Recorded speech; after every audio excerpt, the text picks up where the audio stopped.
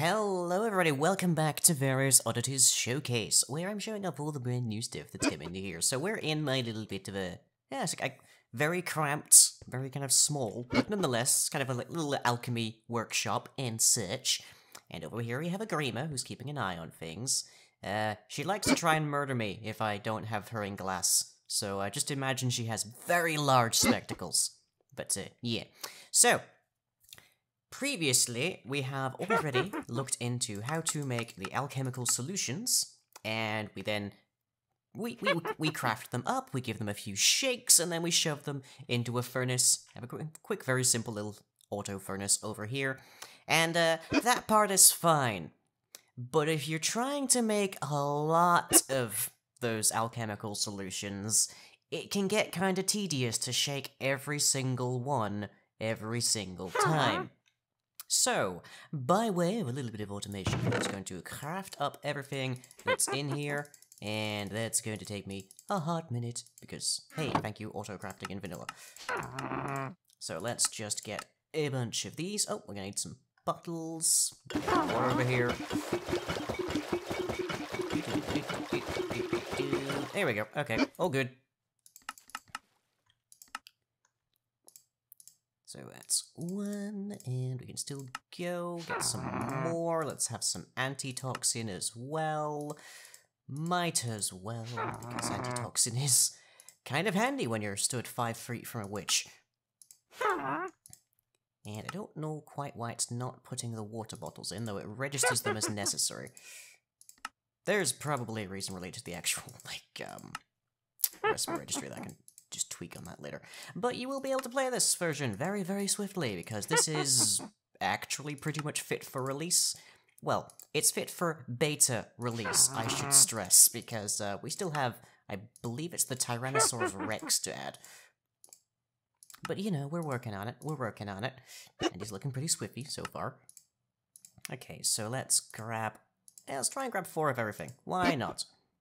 Seems like a meaningfully good number, for reasons that will become very swiftly apparent.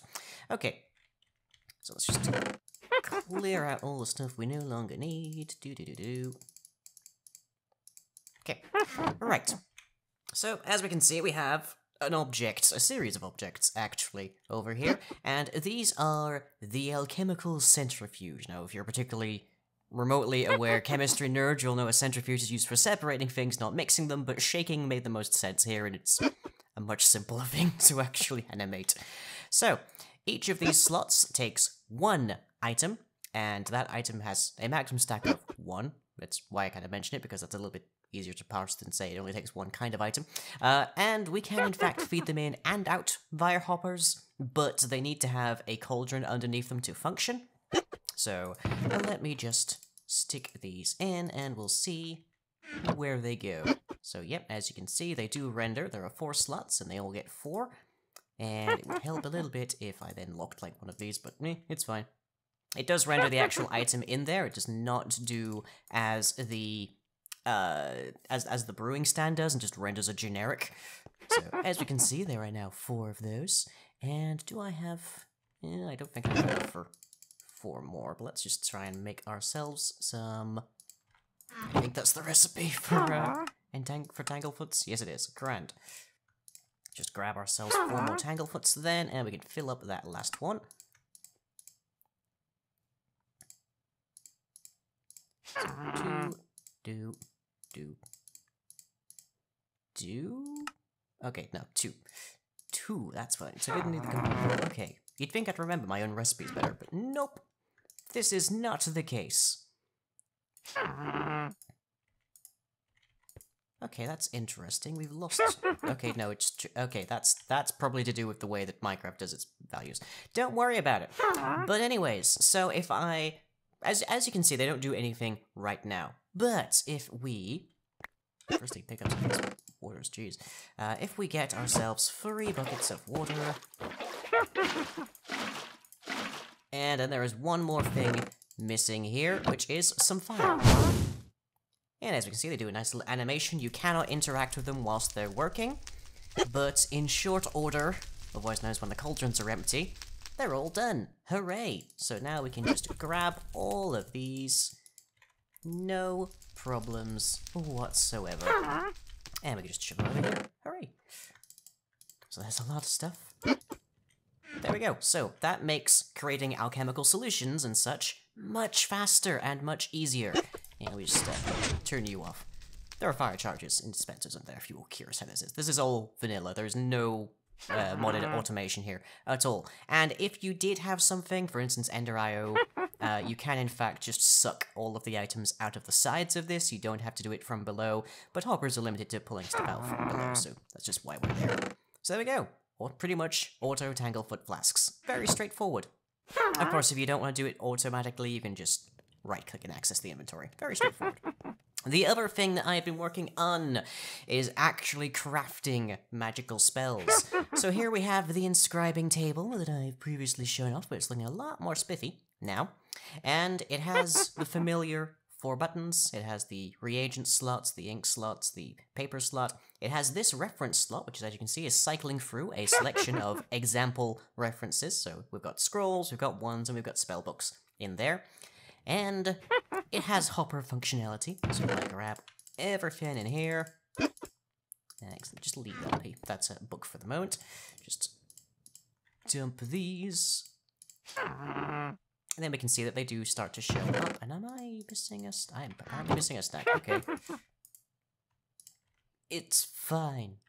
So yeah, you can actually feed these things in automatically. It doesn't auto-craft. You cannot just have a hopper or something underneath this to retrieve whatever you craft inside of this. But it will nonetheless allow you to actually make these things in a much more not quite automated, but certainly much more user-friendly kind of fashion. Now, you can, of course, still craft things using paper, but paper doesn't have this reference slot, so you have to remember what the combination is. And what's more, paper crafting now actually has a limitation on the level of the spell that you can actually get access to. So there's levels 0 to 9. Paper can get you up to level 2. Which is a significant thing to remember, because level 2 is where Fireball comes in, so it's kind of an important thing.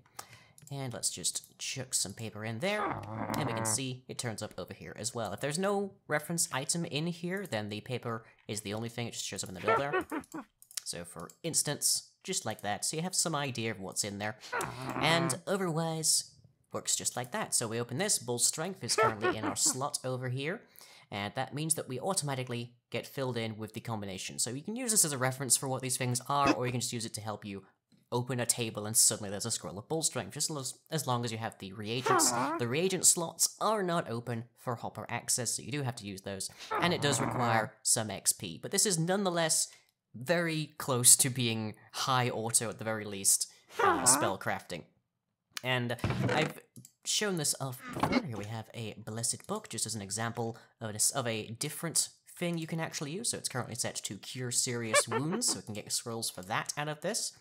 If we change it, so let's say we want Invisibility, we now have Invisibility. Straightforward, very handy, does actually reflect the item that's being used as reference, so if you had different items being used, you can use those as some degree of reference.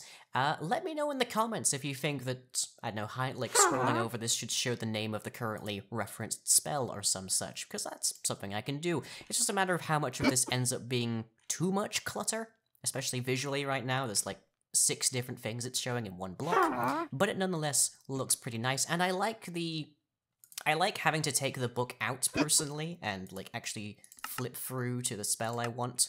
That, to me, is, like, that feels natural, that feels good, but I can understand if you think that might be a little bit too much faffing about to change what is functionally just one number over here to change what's coming out here, so let me know your opinions on how this goes.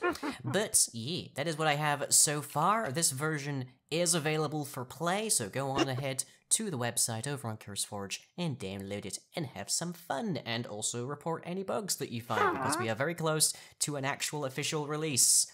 We haven't had one since July of last year, so yeah, enjoy that. And, as always, I'll catch you all next time.